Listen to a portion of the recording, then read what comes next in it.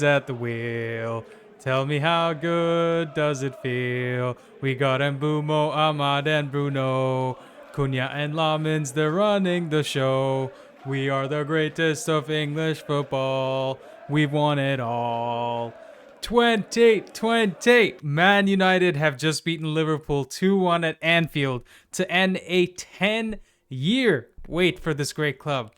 I said this in the preview video as well. United have had 3 years under 3 separate managers, and we haven't been able to beat Liverpool at Anfield. The last player to score a winning goal at Anfield was Wayne flipping Rooney in January of 2016. That's how long ago we've had to wait to beat the bloody Scousers at their home ground. And Ruben Amorim is the man that's made it all happen. So before you get upset at my rendition of Ruben's at the wheel, take a deep breath and let it all sink in. We have just beat the title winners at their home ground, and we deserve to win that game. We just made an attack worth £400 million look like Stoke City, and we just made the best manager in English football look like a bald fraud. We had massive performances from Ahmad, Casemiro, Mbeumo, Maguire, and Lamens, just to name a few, but Matheus Cunha was easily the star of the show with so many good contributions both on and off the ball. The amount of times he helped us move up the pitch when Slot had 8 attacking players was absolutely amazing, and he definitely brought his Brazilian passport to Anfield. But the main talking point of the game for me is how Ruben Amorim outclassed Slot to not only win back-to-back games in the Premier League for the first time, but also hand Arne Slot his 4th defeat in a row as Liverpool boss. Specifically, I'm going to be covering the 3 Liverpool deficiencies that I discussed in my preview video and how Amorim capitalized on every single one of them in this game.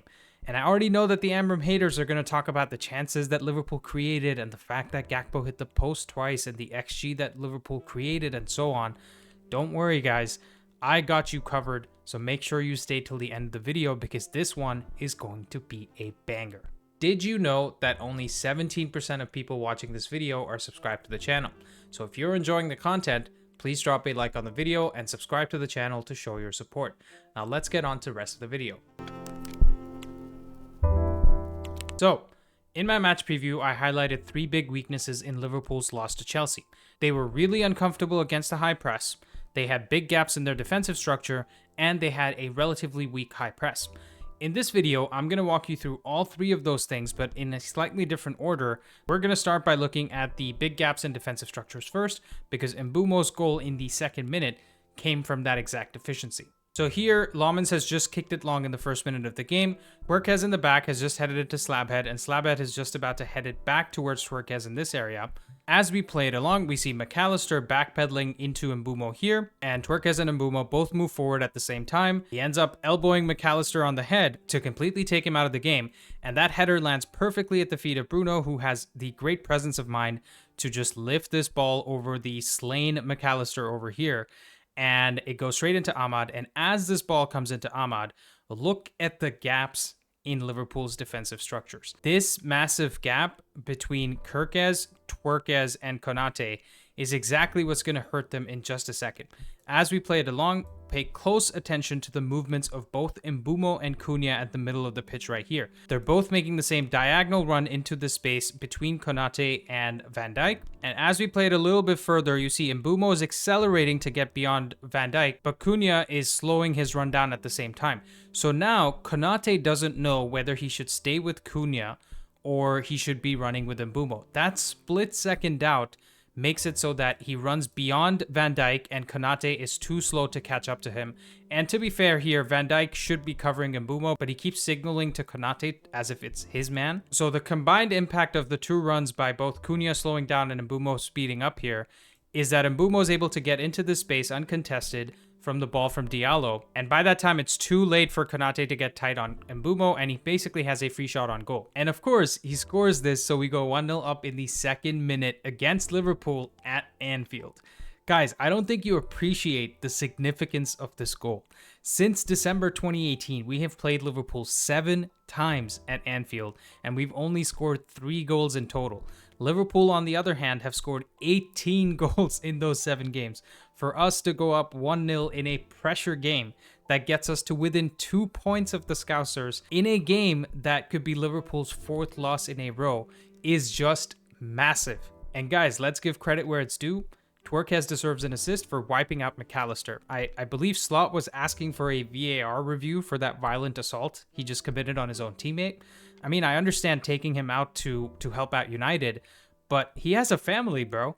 Why you gotta do him like that? Next, we're going to look at this clip from the 24th minute of the game. We start with Cunha, who has just received the ball from Dalot over here by dropping deep into midfield.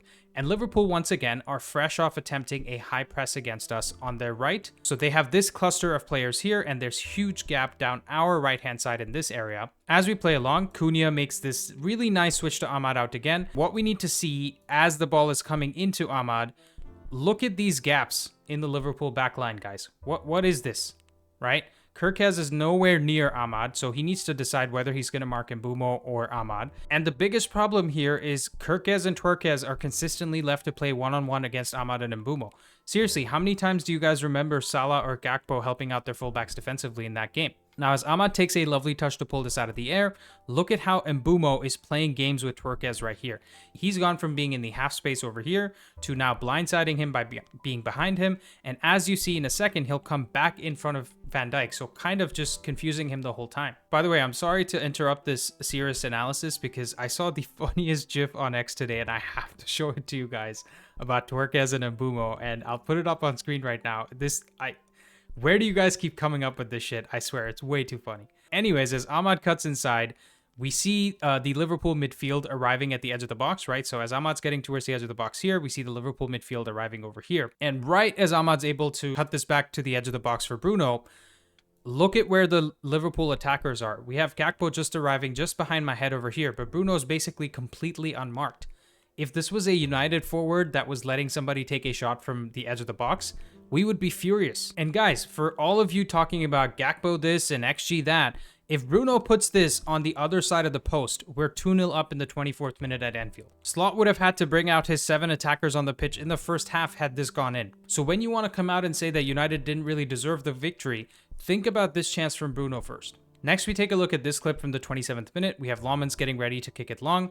As we skip it forward a bit, Mbeumo's ready to fight for this duel with Twerkes, and he passes it straight to De Ligt, who plays this ball first time into Ahmad on the right-hand side. And right here, Liverpool actually have a relatively compact defensive shape with the back 4 and 2 sitting midfields. But as Ahmad is about to play this easy ball up the line to Mbeumo, look at how the defensive structure just completely collapses.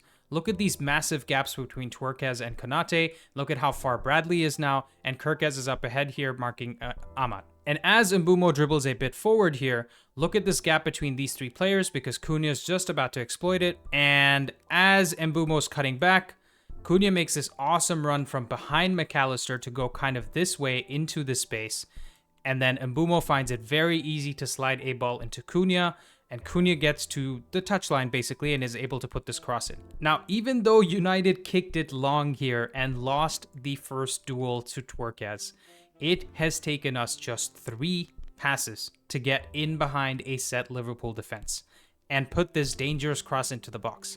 For all of you guys that are living up Slot's ass as the best manager and Twerkes as the best center back, how does this one movement from Mbeumo destroy your whole defensive structure? Someone explain to me how this is elite level coaching when United have apparently been playing the same predictable and terrible brand of football every single week. Surely the great minds of Slot and Twerkes can prepare against Amorim ball to avoid this massive donut that's just come up in Liverpool's defense. Next, we're going to talk about Liverpool's issues with build-up play, specifically how they struggle against both the high press and the press from the mid-block. In our first clip, we start with Mamardashvili on the ball here, and Liverpool have spread the pitch massively to make it difficult for United to press them high. As this ball goes out to Konate, look at United's 4-4-2 defensive shape. You see the 4 in midfield right here, and the 2 up top in Mbeumo and Cunha up here. For those of you that are thinking we played just a mid-block or low block the whole game, this right here is your evidence of us pressing high just after we scored at Anfield. As we play further, the press is initiated by Cunha on Konate, so he's kind of had to move forward, and he kind of looks like a little bit of a panic state as Bradley moves back here. And Konate just looks like a deer in headlights, not really sure what to do between Cunha and Mount. And right here again, look at the gaps in their team as they're even building up the play, right? You have Szoboszlai dropping in midfield here. You have Gravenberch who stepped up from midfield. You have Kerkez who's on the far left here. And Van Dijk is basically nowhere to be seen. Now as Mount presses Konate too, he has to turn around and release it to Szoboszlai. But look at how tense the atmosphere is for Liverpool at freaking Anfield. These are the defending champions kind of struggling to play out from the back against a Man United team that finished in 15th. Now, as Szoboszlai looks up, Kerkez comes super narrow in midfield as an inverted fullback, and we still have no sign of Twerkez on this far side over here. More importantly, there's no signs of the forward line anywhere on the pitch. There's no Salah dropping in this spot. There's no Gakpo dropping in behind my head over there. I literally talked about this exact problem in the preview. Liverpool's spacing both with and without the ball is very, very off.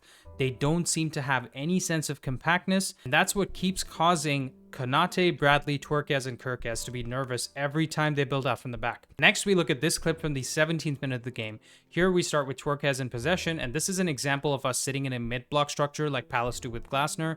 It's a 5-4-1 shape, with the wingbacks tucking into the center backs, the two 10s joining the midfield, and Cunha being the lone frontman. As Twerkez passes this out to Gakpo on the left, you'll see Ahmad taking him on as his marker and Mbeumo taking the turn to mark Kerkez, as you'll see in a second here, right? So as Gakpo is receiving the ball, we'll see Mbeumo move into position and Ahmad is marking Gakpo here. This, by the way, is something that Ahmad and Mbeumo did amazingly well today. They covered every single blade of grass for United, because after Mbeumo scored in the second minute, we were basically having to defend for the next 76 minutes till Liverpool equalized. So it was a really admirable defensive effort from our right-hand side of the pitch. As we played along, Gakpo cuts on the inside, and Mbeumo and Ahmad change their markers. So Gakpo is kind of forced to make the pass on the inside. As soon as Gravenberch is on the ball, Casemiro steps up to close the gap. And so he is also forced back towards Twerkez. As we skip it forward a bit, Twerkez lays it off to Konate on the right-hand side, who kind of looks up to find Isak up ahead in this area, right? He steps up here and he's looking at Isak over here. And as soon as that pass comes into Isak, what do we see? We see Mount, Bruno, and Shaw, the three closest players to him, ready to press him down. So he is also forced to lay the ball back to Gravenberch in this position. And then Gravenberch is also forced to go back into Konate first time. So basically Liverpool are back to square one and United are pushing further up, pushing them further and further back. This whole sequence shows you two key things. The first is that Amorim definitely knows how to set up a defensive mid-block game plan. I've heard so many people talk about him being a chaotic coach that only focuses on the attack, and well, the first half of this game is a perfect example of defensive solidity when you're away from home, because we kept them down to just 0.8 XG from 7 shots, even though they had 60% possession. I know many of you naysayers are going to come at me with, oh, but what about the second half? They created so much XG against us. That brings me to my second point, guys. We need to be consistent with our arguments. If the XG that United created in games before this one doesn't count just because we didn't win the game and only the 3 points matters, then the XG for Liverpool in this game should also not count because they didn't take their chances and that's not our fault. Everyone is fawning over Gakpo hitting the post twice, but what about when Dorgu hit the post against Arsenal? And what about when Cunha hit the post against Fulham? Where are our 6 points from those two games? Or maybe, just maybe, Liverpool are finally coming back down to earth with their finishing and not every shot they take is finding the back of the net. Now we have one last example of Amorim coaching these players to press well, and that's this sequence from the 20th minute that starts with Bradley passing the ball backwards. Here you see kind of a 5-1-4 mid-block shape that Amorim is using with Casemiro sitting just in front of the front five, and the wingbacks are tucked into the back line. As Konate receives this pass, we have the 4 Liverpool players on screen being marked by 1 United player each, right? So you see 4 Liverpool players here and 4 United players here. As Konate dribbles forward a little bit, we see Kerkez appearing at the edge of your screen over here. And you would think that maybe it's Ahmad that comes down to press this guy because he's the left back. But Ahmad has to stay on the touchline to mark Gakpo because Mbeumo is out here on Twerkez. So the only player who can mark him is Matthijs de Ligt from right center back. He comes charging all the way to the center circle to mark Kerkez here, and he basically forces him to kick it out of play with his challenge that he puts on him right there, right? He just puts it out of play. And And tell me that play right there doesn't bring a smile to your face. Tell me you don't want to give Amorim some credit for figuring out Slot's build-up plan and asking De Ligt to come mark Kerkez in this area. So now that we've seen how Amorim exploited Liverpool's two deficiencies, let's talk about how he nullified their press. Here we have Szoboszlai about to switch to play to Salah in the 15th minute. As we skip forward a bit, Salah takes a loose touch, and Dallow's actually able to win the ball nicely here, and he knocks it forward into Mount in this area. And notice how quickly Liverpool start to hound the ball carrier when they lose the ball in the opponent's half. This is the counter-pressing that they used to do so much under Klopp. As Mount lays this ball off to Bruno in the middle, we see Szoboszlai getting touch tight to him, but Bruno's able to turn away and play this really nice ball out to Diallo on the right-hand side over here. As Diallo's about to receive this ball, look at how well United have been able to beat the press from Liverpool's front six players and get the ball into the space on the right-hand side over here. All it took was 3 passes to go from Diallo to Mount, Mount to Bruno, and Bruno to Ahmad. And this is exactly what I pointed out in the preview when we analyzed Liverpool versus Chelsea, because it took Chelsea only 3 passes to get beyond the Liverpool press as well. Now, as Ahmad dribbles forward into space, look at how much room United have on both sides of the pitch. Ahmad is here in tons of space, with Kerkez basically marking thin air. I don't know what he's doing there. Cunha and Mbeumo are in the middle between the midfield and the defensive lines, and Dallo is completely free on the far side as long as Ahmad is able to find it. Now, are you Amorim haters going to give him some credit for the sequence of play where we beat Liverpool's press and got into this kind of space? Could it be that we practiced playing against the press all week and Amorim was able to counter one of Liverpool's main weapons? Anyways, Ahmad plays this ball over the top. It's a bit of a loopy ball, so it's a little difficult for Dallo to control this, and unfortunately the play dies right there. But I actually don't think we should be overly harsh on Dallo for this specific one, because he finds the first pass that beats the press in the first place. If Ahmad's switch of play is a little flatter through the air, he probably gets it under control and passes it to Mount here, and maybe we can do something with it. But the point is, how easy was it for Amorim to beat the press and get into this position within 3 or 4 passes, right? Let's give him his flowers for doing that. And for what it's worth, the players deserve a lot of credit as well. We've been criticizing them all season, right? Even the Amorim inners have been saying the system has been working, but individual mistakes have been costing us. Today, both the system and the players did really well. So you guys both deserve a lot of credit. And I don't know about you guys, but it's been about 10 hours since the game ended, but I am still buzzing. This is a historic win that we need to enjoy and celebrate. We haven't won at Anfield in 10 years, and who knows when we'll do it again. Every team struggles to go there and win. Every team struggles to go there and play well. We just did both of those things today, and I'm so happy there's some positivity for Amorim, because I felt like I was alone on an island singing his praises. Well, now we have some of you to join me on that island, and we'll sing his praises together. Get in the comments with your thoughts. Player that gets mentioned the most for man of the match will get a second video this week made dedicated to their performance in this game. Thank you guys for watching, and I'll see you next time.